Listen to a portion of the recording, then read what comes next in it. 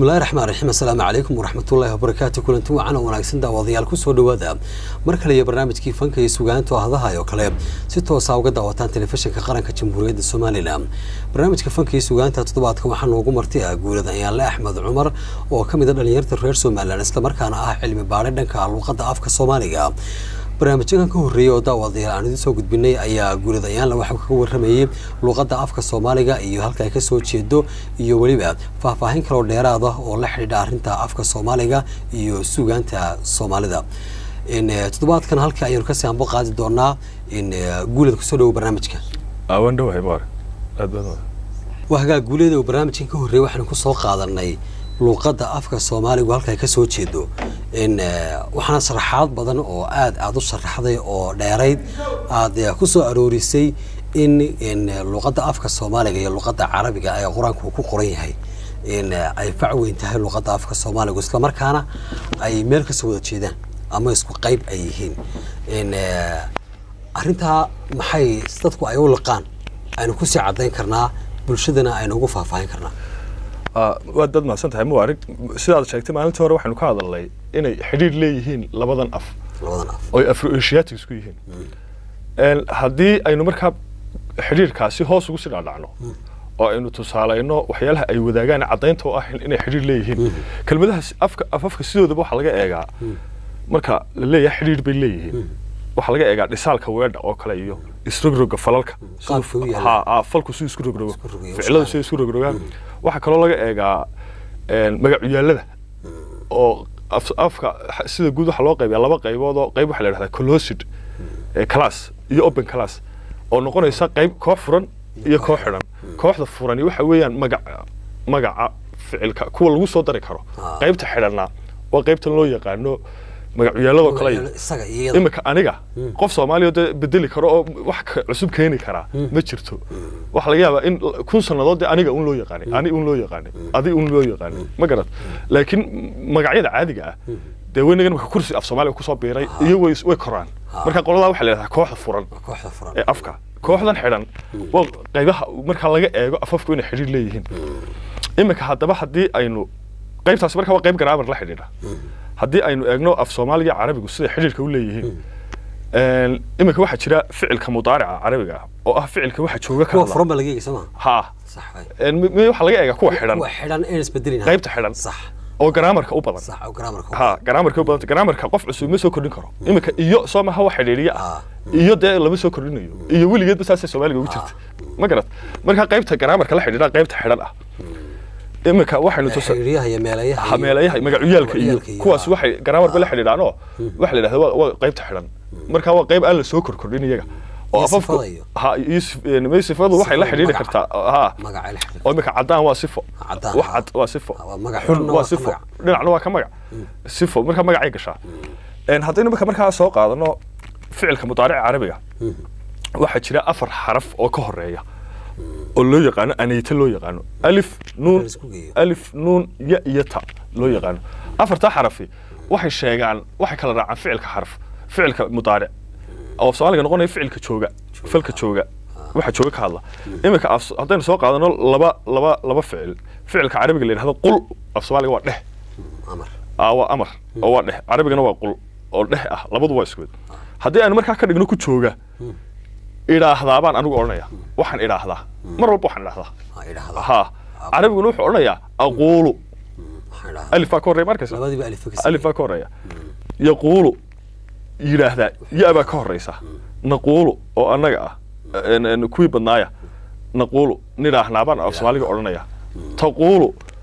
وقفك لله اللي ها ترى هذا تقولون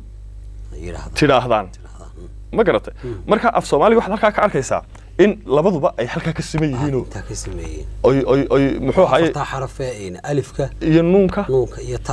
iyo taada oo loo soo gaabiyo anayta loo soo gaabiyo suugeentooda ha marka la suugeeyo anayta loo soo gaabiyo in labadii af ay leeyihiin marka kuwaas waa kuwa ku tusaya horta in labadii af ay xiriir leeyihiin ha sax oo meel ka wada yimaadeen sax kuwa ku tusaya way xagga kalena inay xiriir leeyihiin waxyaalaha kale ay noo si cadeynaya de magacyaaladu waa kamid oo ana imika Carabi markuu leeyahay ani de ani way af Soomaali waa ani ana أنا iska daa qodobka yar dambe raacay aniga markaynu leenahay qodob xagga dambe ka dhacay oo gaada dambe waa qodobkii laakiin ani magaciyalka caadiga waa ana carabigina adi anta inay isku dhow yihiin markaas adi anta inay isku dhow yihiin marka waxa weeyaan inay xiriir leeyihiin labada af waxyaalaha laga arki karaayo ayay kamid tahay taas صح bal sidoo kale waxa sheegtay iyo jirabatri in kelmado ay wadaagaan labada af oo labaduba ku jira taasoo iyana in si muujinaysa xiriirka ka dhaxeeya labada luqadood waa si wanaagsan imika labada af inay xiriir leeyihiin wanagan horta taa qodobka hore ka soo hadalay inay xiriir leeyihiin haddana waxa ka sii dhalanaysa keebaha dana daaweyntii labadooda xiriir bay leeyihiin iyagoo markaa qodobadan inoo cadeynaya in labada af haddana xiriir leeyihiin haddana ka da'da weyn laba sheegayaan ay sheegayaan imika sarfiga oo kale marka carabiga la dhiganayo sarfigu waxa weeyaan iyo naxwa kala jira carabiga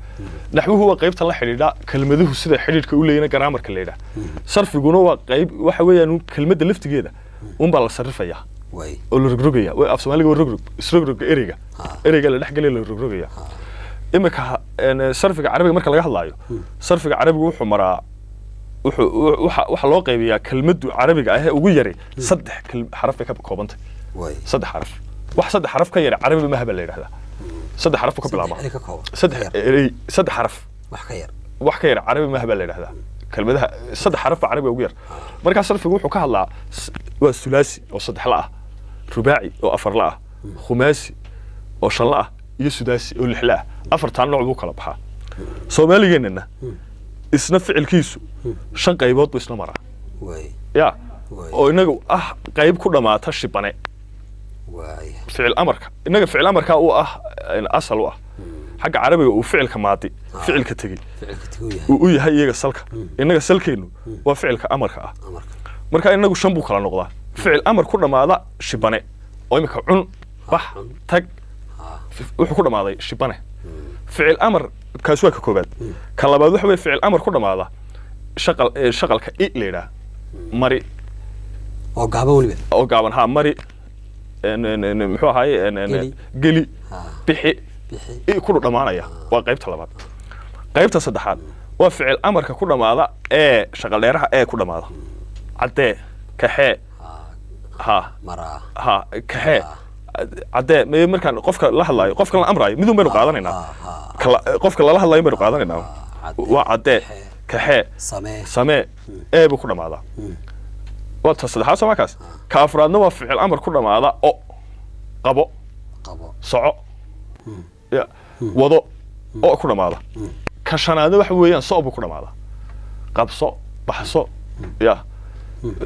soo buu ku dhamaada shantaa nooc baynu naguna leenahay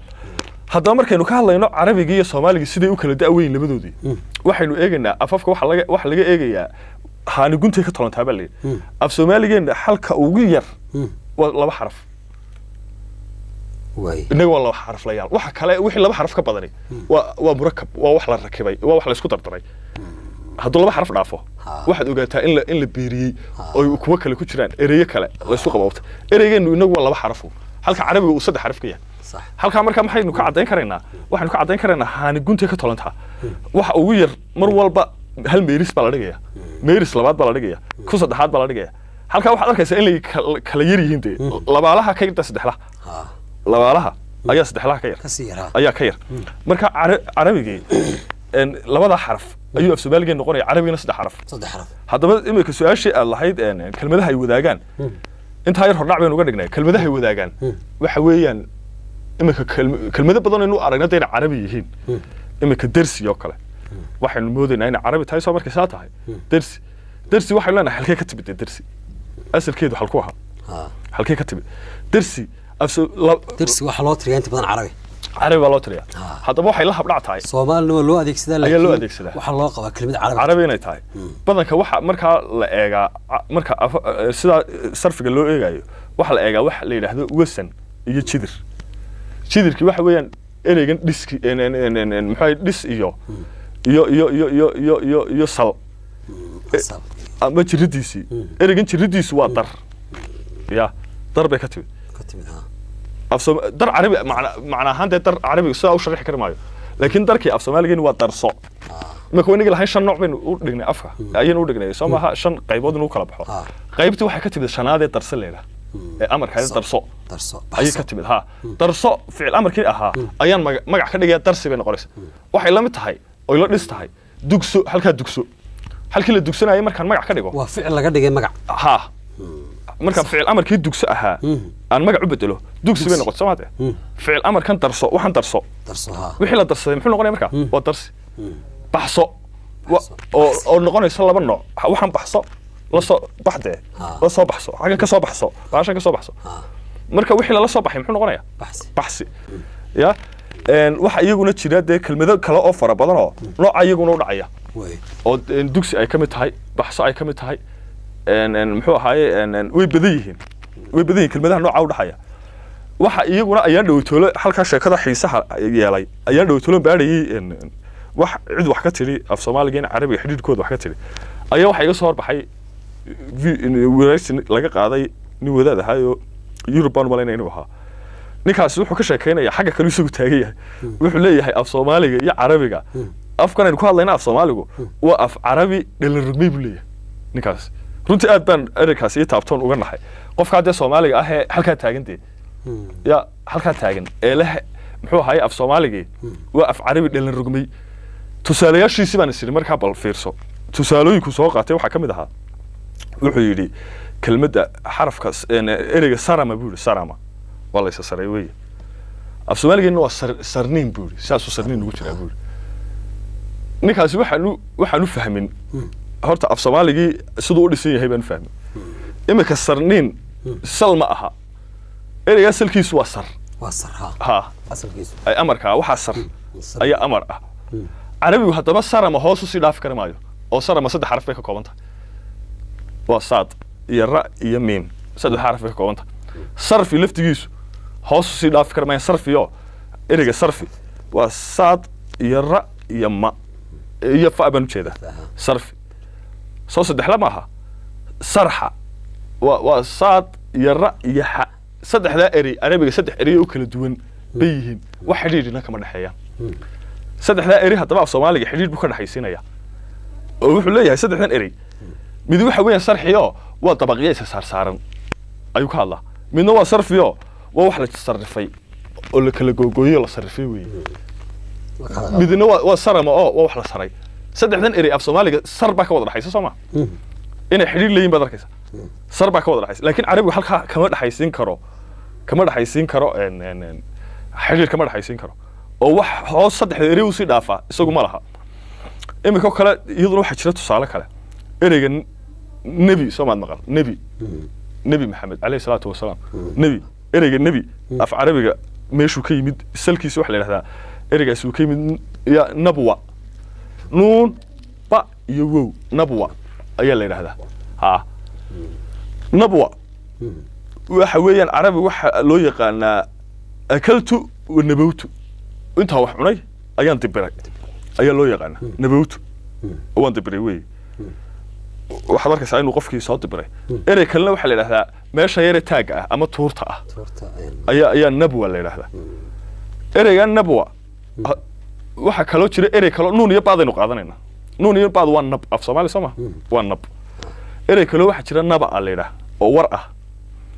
naba ayaa la yiraahdaa waa war Carabi waxa loo yaqaan imika darka oo kale beel daad socdo ayuu daadkaas jabaya uu soo jabaya naba baa la yiraahdaa waxa isna nuun iyo baadi ay ku jirtaa nabaat wixii soo baxay ay nuun iyo baadi ku jirtaa ereyada intaas oo dhan Carabi wax xidhiidh leeyahay ma jiraan laakiin af Soomaaliga ereyadaas xidhiidh buu ka dhaxaysan karaa oo nuun iyo baaba intaba ku jirto af Soomaaliga nab ah ficil amarkii nab ah waxa nab haddaynu markaa nabwa ku noqono waa nabwa nabi waay nabwa imika qofka dhargay nabi waay caloosha nabi weeday oo taas soo muuqata way soo baxday nabiga halkaas uu ka yimid nabwa buu ka yimid waa nabi waayo dadkii buu ka dhax muuqanaya oo waxa weeyaan ma qarsoomi karo tii kale naba ahayd waa nabkii baa ba'ay wixii nabnaa ayaa ayuu ka darka jeeray ka jabay weey naba nabaat waa nab ahaad waa wixii nabnaa iyadu nab ahaad weeye haddaad af soomaaliga siduu u dhisan yahay aynu iyadana halkaa bal taas ereygaasi nala galo ereyada ficilka ah marka magac loo bedelayo siyaabo loogu bedelaa jira ama aad baa la raaciyaa aad oo imika nagaad negi waxaan waa negi nagaad baa la odhanayaa magac baa laga dhigay ha nagaad buu noqday ama waxaa la raaciyaa aal baa la raaciyaa ya aal oo imika sug baan ku idhi sugaal baad odhanaysaa dhigaal qoraal aal baa la raaciyaa ficil amarka ama waxaa la raaciyaa aan baa la raaciyaa aan degaan imika deg baa hayto ma halkaa deg markaan meeshii sheegay la degay waa deegaan dee waynu iska dheeraynaa ereygo deegaan baynu nahnaa laakiin waa deegaan weeye ereygu maaha erey dheer waa deegaan halkii la degayay weeye marka qaababkaas waa qaababka u dhaco imika nabaad ereyga nabaad siduu u dhisan yahay ya taada dambe iska daa taada dambe daa bay noqotaa Soomaaligeena waa da waa nabaad waa nab wixii ahaa nab ahaad weeye oo wixii nabnaa weeye haddaba sidaasi imika af carabiga ereyadaasi wuxuu kala yaqaanaa sulaasi buu yaqaanaa inay ereyo sulaasi u yihiin oo saddex la laakiin ma laha ka labaalaha amale marka ereyada xiriir ka dhaxaysan kara carabiga ma jiro qofka haddaba af Soomaaliga fahma ee sarfiga af Soomaaliga si wanaagsan u bartaa wuxuu si wanaagsan u baran karaa oo fahmadiisu ay ku wanaagsanaan karaa carabiga hadduu qofkii fahmana wuxuu fahmay weeyaan diintii oo caruurta af Soomaaliga horta bal ka soo dhisaan af Soomaaliga intaan de intaan horta carabiga lagu boodin horta bal in Soomaaliga qofka laga dhiso oo qofkii markuu Soomaaliga barto waxa uu sahlanaanaysa inuu carabiga markaa luqad kala barto carabiga inuu si wanaagsan u barto ayaa u sahlanaanaysa oo meel wanaagsan uu ka gaaro imika taasi waxa weeye markaa tii sarfiga ahay imika waxa jira ereyo kale oo fara badan oo imika ereyga maal ereygan maal la yiraahdaa carabiga amwaal baa ay jimciisu noqdaa quraankan in badan buu jiraa maal ereyga maal hadaba ma carabiga originalkiisu asalkiisu de mise Soomaali buu ila wanagan in labada afwi kala daaweyno way isdhalayna wili waxa ku jira cadayntii de inuu af Soomaaligu carabiga inuu dhalay ayuu wili ku jiraa Soomaali ahaan baa laba qaab noqonaya mar ficila iyo mar magaca imika maal hadaan ku dhaxdo waxa Soomaal waa amar xoolaha maal waa waa lis oo magacna uu noqonayaa waa maalkaygi waa waxaan maalinayay weey maalkaygi waxaan maalinayay lisanayay in dheefsanayay weey ereyga maalin baa isna ayaa ka yimid maalin Soomaali marna waa ereyga halkan uu ka yimid ya wax weey maal imika markaan magacaynayo maalin baan oranaya maalo waan maalin ma garad kaalin ereyada noocaas ayuu la dhis yahay kaalin ya kaalin maalin waa isku dhis ma garad marka ereyga inuu yahay ereyga Soomaaliga halka ka yimid ay cadaynaysaa taas ma garad imika ereyga waxa jira xaraan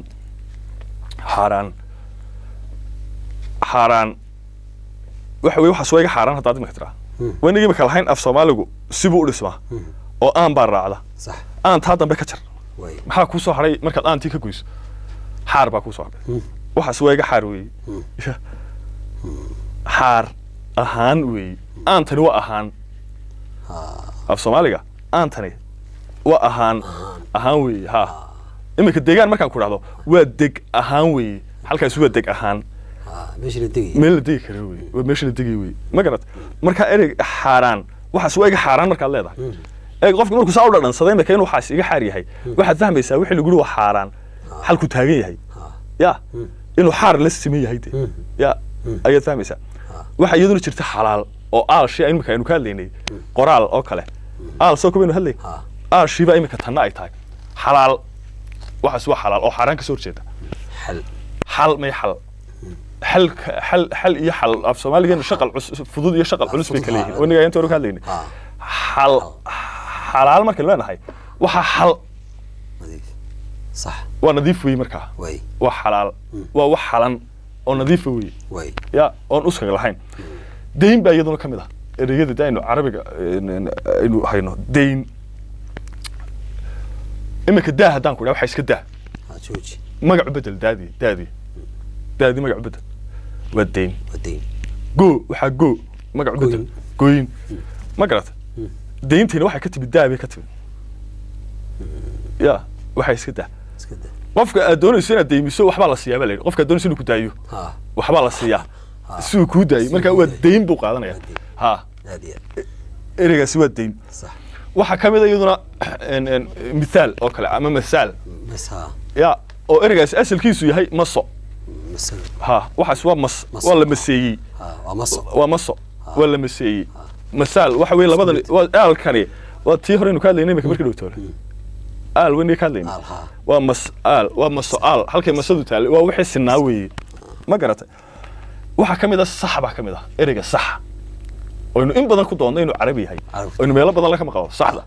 ereygan sax waa inuu af Soomaali haduu meelo kale kaga jirjiro imika waxaan ku yiri saxan ku yiri saxan sax waa sax ereyga sax ba ku jira ya saxan saxo saxan waa sidoo af Soomaaliga u dhisbay kamid tahay taasina jaran jaray la mid tahay waa jar wixii la jaray muxuu noqonayaa jaran wixii la jaray waa jaran sax ayuu noqonayaa ma garanaysa sax imika waxaan ku yiro kale hadana saxo waxa qaldamay waxaad cuntay baa qaldamay oo gurigii kala maray marka soo saxo weey oo taxanaysa oo meesha saxo meel aan lagu talagalin wax maraan ayuu qalad u maray saxa lagu yiro wad saxaysa marka uu saxday qofkani baa lagu oranaya wuxuu saxday guri cadkiina aan waxba ka marin وهجاج هذه مهتنية هي إن جود يعني لا أحمد عمر أو علم بعدها أفكار الصومالية هذه أنا قم هندقنا إن برنامج ده بين هناك أساسي عم بقعد دونا طحنا إنه قلنا قندونا تلفزيون كقرن كجمهورية الصومالي لان هدو يبي أورا لك النقطة وحقاد مهتسن إن عبد العزيز مرسل أردن كتوبيست برنامج كها لما أنت محمد الله نهاي السلام عليكم ورحمة الله وبركاته.